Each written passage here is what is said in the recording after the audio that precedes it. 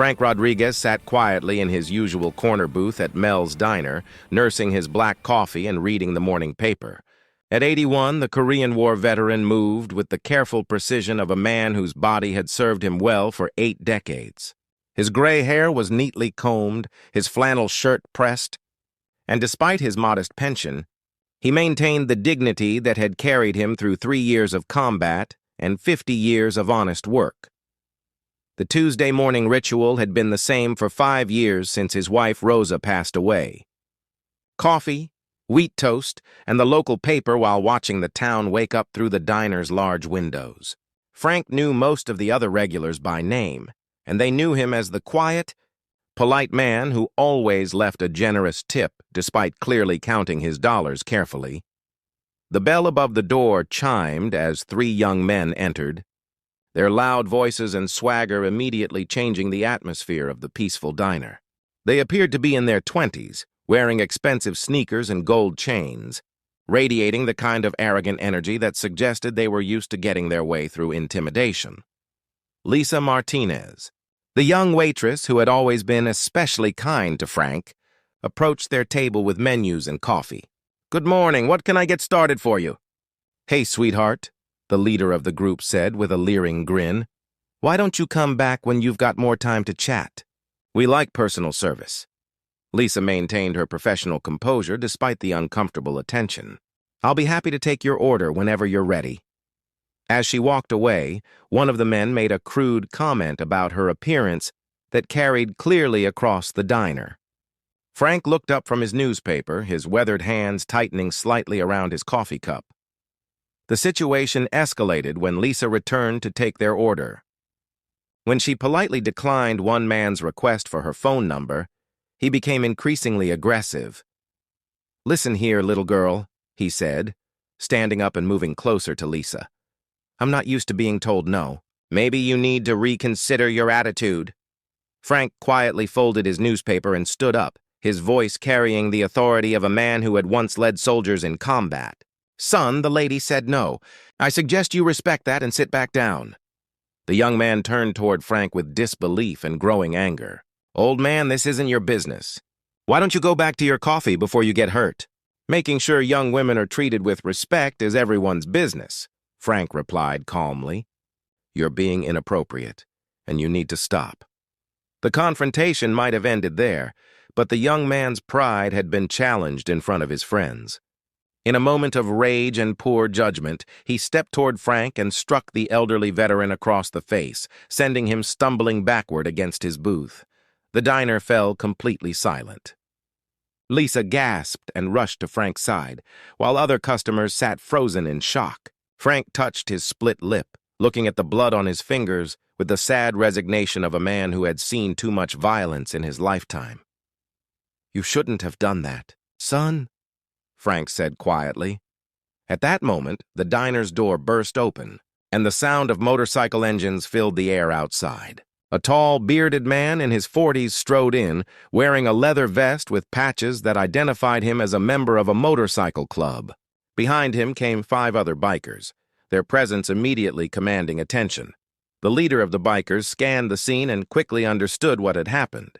His eyes moved from Frank's bleeding lip to the 3 young men who suddenly looked much less confident than they had moments before. "Dad," the biker said, his voice tight with controlled fury. "What happened here?"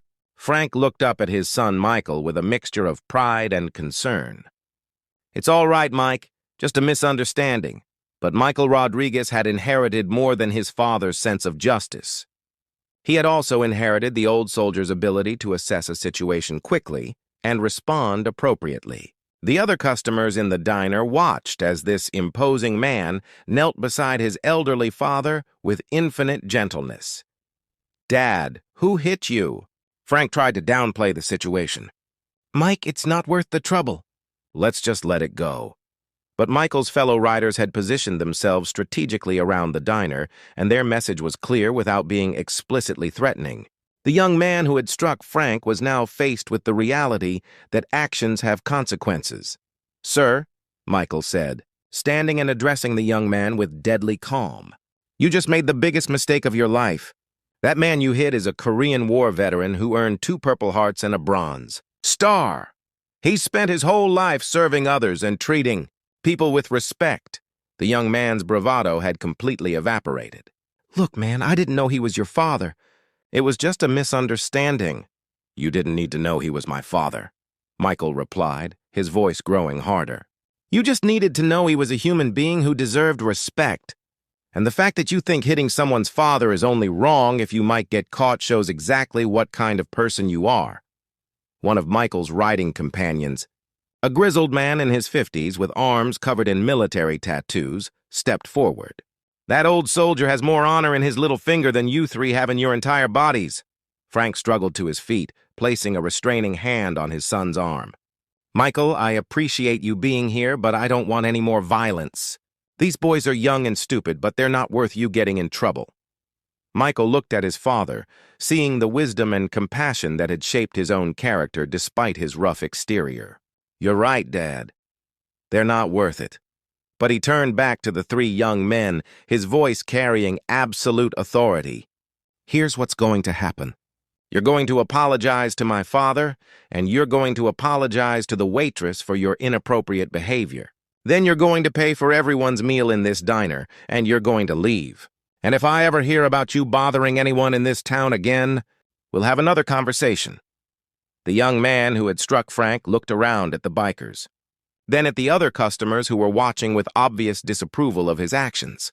I'm sorry, he mumbled toward Frank. I'm sorry I hit you. And, Michael prompted, and I'm sorry for the way we talked to the waitress. Frank nodded with the grace of a man who understood that forgiveness was often more powerful than revenge. Apology accepted, son. But I hope you've learned something here today about treating people with respect. After the 3 young men paid their bill and left, the diner gradually returned to normal. Michael and his riding companions took seats around Frank's booth, their intimidating appearance contrasting sharply with their gentle treatment of the elderly veteran. Lisa brought fresh coffee for everyone, her hands still shaking slightly from the encounter. Mr. Frank, are you sure you're okay? I'm fine, sweetheart, Frank assured her. Though I think I might need some ice for this lip. As Lisa hurried to get ice, Michael studied his father's face with concern. Dad, you could have been seriously hurt. Why didn't you just stay out of it? Frank looked at his son with eyes that held decades of hard-earned wisdom. Mike, when I was your age, I fought in Korea because I believed some things were worth fighting for. I'm 81 now, and I still believe that. A young woman being harassed, people being treated without respect, bullies thinking they can intimidate others. These are still things worth standing up for. One of Michael's riding companions, a man called Bear, shook his head in admiration. Frank, you've got more guts than men half your age. It's not about guts, Frank replied. It's about doing what's right even when it's not easy. That's something my generation learned, and I hope it's something I passed on to my son.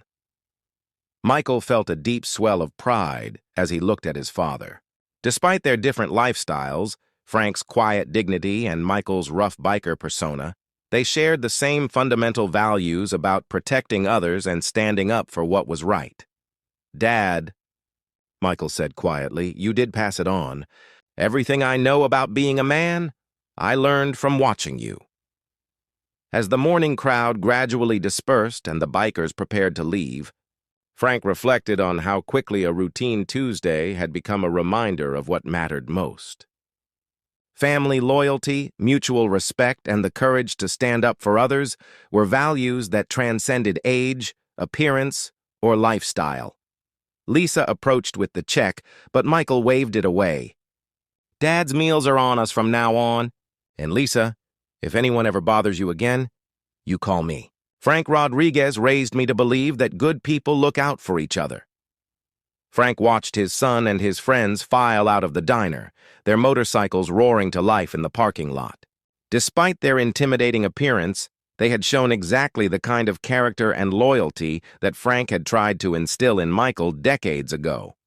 Sometimes, Frank thought, respect isn't something you demand. It's something you earn through a lifetime of treating others with dignity, standing up for what's right, and raising children who understand that true strength comes from protecting those who need protection, not from bullying those who are vulnerable.